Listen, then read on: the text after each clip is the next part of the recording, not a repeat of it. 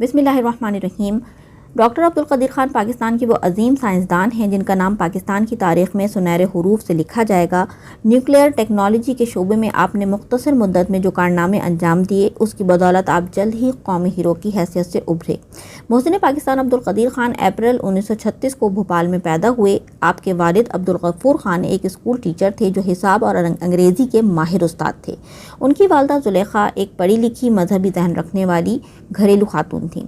आप 7 बहन भाई थे। तमाम बहन भाई हमेशा इम्तियाजी नंबरों से पास होते। आप एक तालीम याफ्ता बाशऊर घराने से ताल्लुक़ रखते थे जहां बचपन से ही दुनियावी तालीम के साथ साथ बच्चों को दीनी शऊर भी दिया जाता।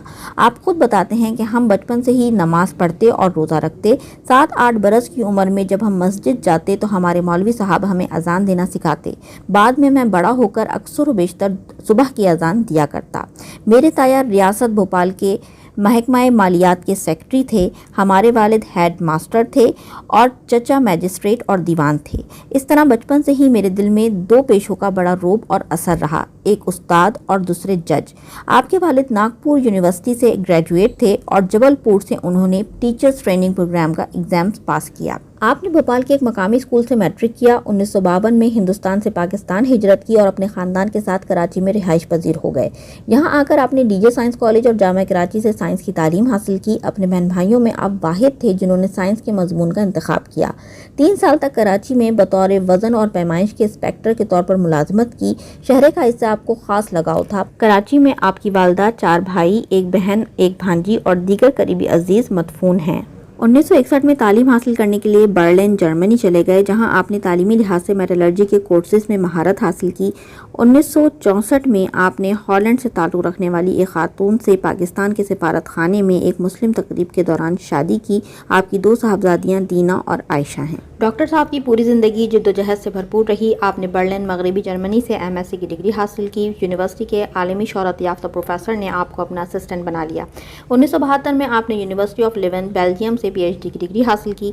15 बरस यूरोप में रहते हुए आपने मुख्तलिफ बैनुल-अक़वामी यूनिवर्सिटीज़ और तहकीकी इदारों में हुसूल इल्म और तहकीक का सिलसिला जारी रखा। आपने 188 से ज़्यादा साइंसी तहकीकी मकाले बैनुल-अक़वामी जरीदों में शाया किए। आपकी इल्मी और तहकीकी सरगर्मियों ने मुतादिद मगरबी ममालिक की तवज्जो अपनी जानिब मबजूल कराई जहां आपने 100 से ज़ायद लेक्चर दिए। डॉक्टर साहब पाकिस्तान के अलावा बरतानिया, कनाडा, जापान की 1 दर्जन के करीब साइंसी और इंजीनियरिंग इदारों के रुकन भी रहे। 1971 के सानहा मशरिकी पाकिस्तान और फिर 1974 में जब भारत ने एटमी धमाके किए तो अब्दुल कदीर खान ने वतन अजीज़ की खिदमत के अज़म के साथ पुरकशिश मुलाजमत को खैरबाद कहने का फैसला कर लिया और पाकिस्तान आकर उसके दिफा को नाकाबिल तस्खीर बनाने के काम का आगाज़ किया। 1976 में बेसरो सामानी से न्यूक्लियर रिसर्च लेबॉर्ट्री तामीर करने में कोशा हो गए और एक अशरे से भी कम अरसे में पाकिस्तान का नाम आलमी एटमी नक्शे पर लाने में कामयाब हुए। डॉक्टर साहब की बेशुमार खिदमात हैं जिन्होंने पाकिस्तान की दिफाई सलाहियत को मजबूत किया। जदीद तरीन आलात की तैयारी जिनमें एंटी एयरक्राफ्ट और बख्तर शिकन एंटी टैंक गाइडेड मिसाइल वगैरह शामिल हैं।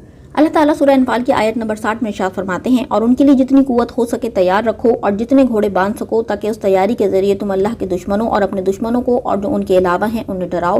तुम इन्हें नहीं जानते और अल्लाह इन्हें जानता है। इस आयत में कुव्वत से मुराद ये है कि असलहे और आलात के वो तमाम अक़साम जिनके जरिए दुश्मन से जंग के दौरान कुव्वत हासिल हो।